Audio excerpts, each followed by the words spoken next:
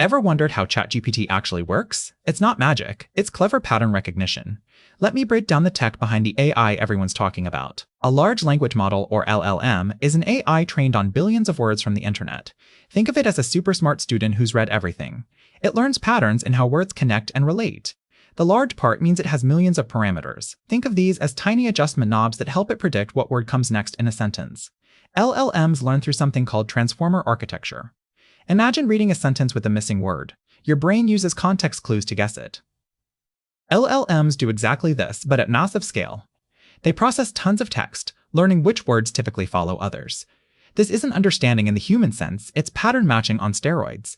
After training, they can generate surprisingly coherent responses. Training takes massive computing power and months of processing. But that's not the end. Developers then fine-tune these models with human feedback. They teach the AI which outputs are helpful, harmless, and honest. This is why ChatGPT refuses harmful requests while still being useful.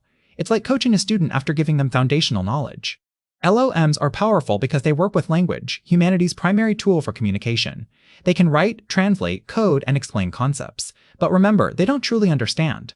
They're extremely sophisticated. They hallucinate facts, struggle with math, and reflect biases from training data.